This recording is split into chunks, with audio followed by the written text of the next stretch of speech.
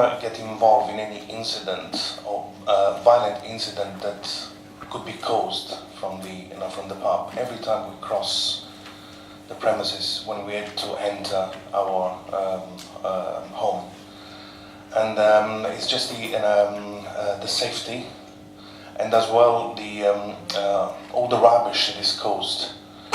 There's like thousands of cigarettes and people spitting on the floor. They urinated as well on the floor, and that's we really don't like that. I lived in the Queensgate Centre for 11 years, and this is the first. Last year was the most horrendous year I've ever known there. We've never had anything like it before.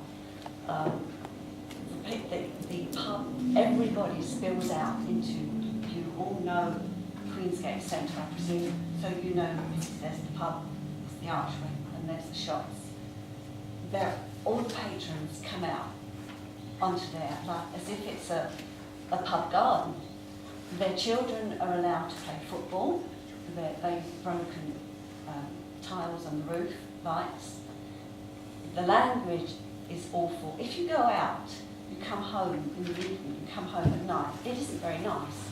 I'm old. It's not nice to walk through groups of drunken men and women, and they stand outside with their glasses because no one stops them from the pub. They do. No one stops them from the pub. After 6 o'clock, when our managers have gone, they stand out there with their glasses. They do as they like. The mess over the weekends outside is terrible. Contacted or gone into the pub to speak to the staff? Have you ever tried to communicate with the management there to discuss the problems? No, I haven't, but I have spoken to the managers, our managers, and they have been in and spoken about them, or tried to speak to them about it, but nothing is done. No, they even, I mean, you would have thought, it's their patrons outside making this mess, especially over the weekends.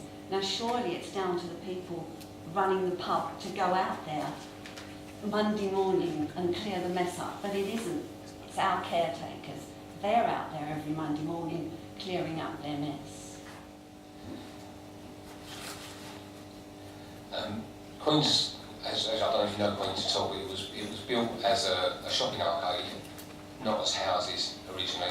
It was changed to houses because it was deemed it was unacceptable for shops there.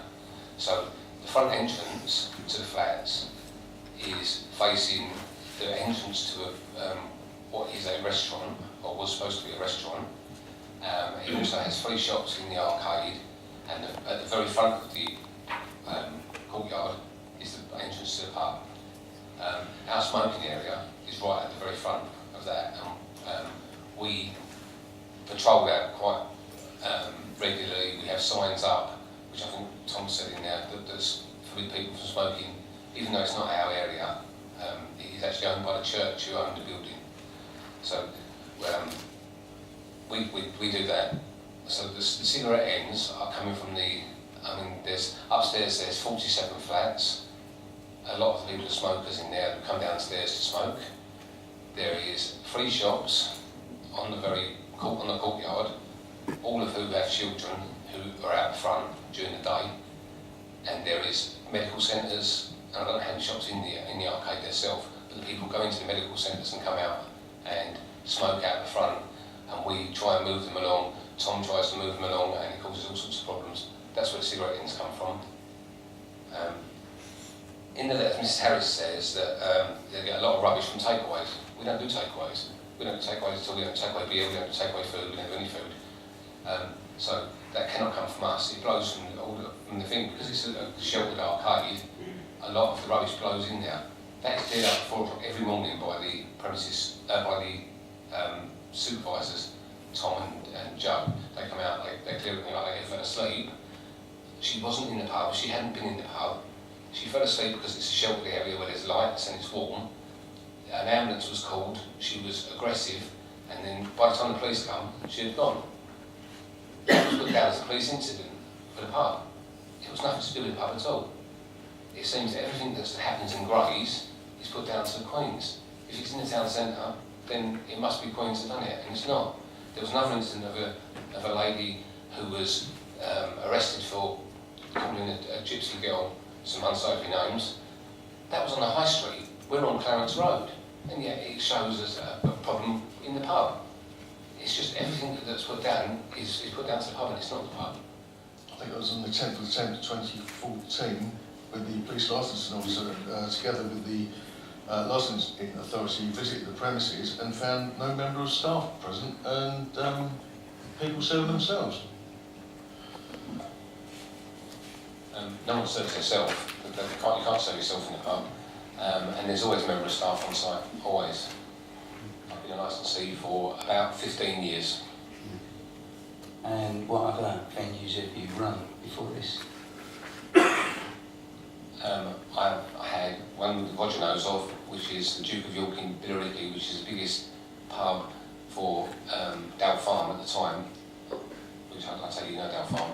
I've had the Morris Dancer in Romford, I've had the Plough at Romford. Just a lot of trouble pubs I've taken on, and I think turned around and had no great problems.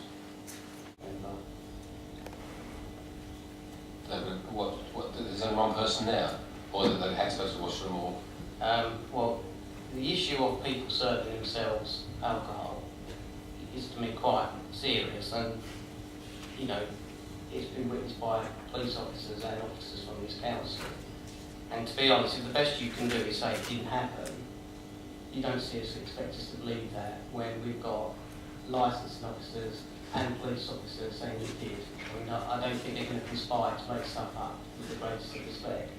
And so far, your only response to that has been to either deny it or to say it would have been dealt with very glibly. Well, how would it have been dealt with? Well, obviously we wouldn't have people serve themselves. We wouldn't have in the pub.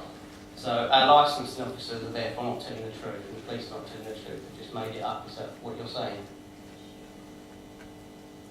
I wasn't there, so I can't comment on whether it was.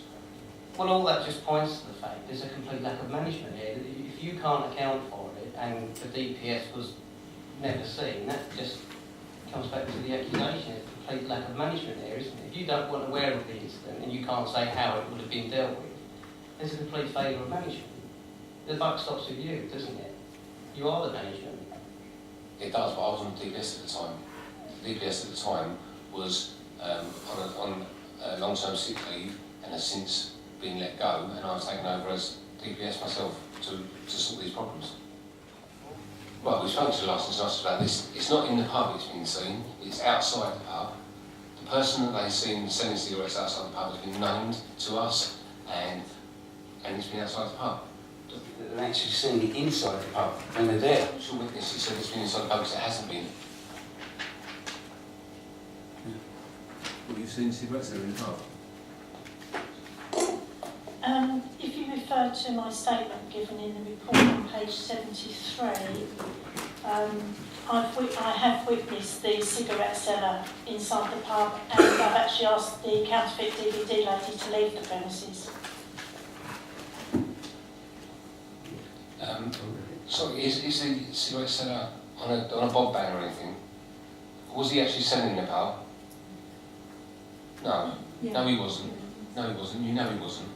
You know full well he wasn't selling in the pub, because we spoke about this at a meeting, and you said he was outside selling and we should bar him from the pub. And I said, he doesn't come in the pub, he sits in the doorway, and you said you should bar him from the doorway. That was witnessed in the conversation at a meeting.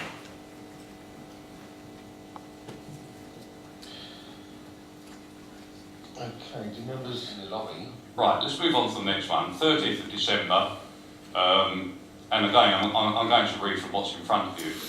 Police called to the premise, 3 males and 2 females just left the Queen's public house fighting.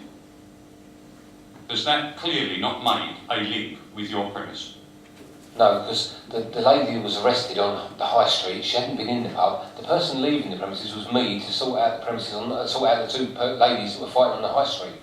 So that's wrong as And well. the CCTV would clearly show you that if you look at the council CCTV. They weren't in the premises, they never were in the premises. We went out to sort the problem until the police got there. And if you ask the police, we were there when they got there and we assisted them as much as we could. Harris, he has a responsibility under the Licensing Act, as does the DPS. So Mr Harris does have responsibilities in relation to licence, even before he was actually named as the DPS. Mr Harris was not present, and we spoke with the only staff member present, which was Angie. We asked her various questions around the Licensing Act 2003, specifically about Challenge 25, which the premise had signed up to. And she said that she'd never received any training in relation to serving drunks, underage sales or Challenge 25. And it was at that time we saw a customer walk behind the bar and start pouring drinks for other customers who were waiting, but no money was seen to change hands. And could you say approximately how many customers were in the premise at the time? I would say again approximately 10 to 12.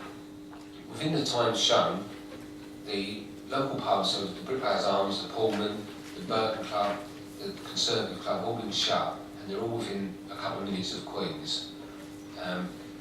In the time from when I took over as DPS, we have taken somewhere in the region of 18,000 customers, and as I said, the incidents that the police seem to put on Queen's, everything that happens in Grays, have not been involved in pub. Thank you for that. Could you read out the committee's decision, please? Thank you, Chair. The subcommittee has considered in detail the oral and written information put before it, including the witness evidence from police officers. In the subcommittee's opinion, the licensee's responses were of simple denial, and there seemed to be no ownership of any incidents or acceptance of issues and motivation to improve the running of the premises.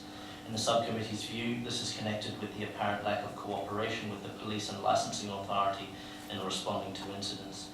The subcommittee would expect cooperation and dialogue from the licensee to improve the running of the premises. There is ample evidence of incidents leading to advice being given as well as warnings.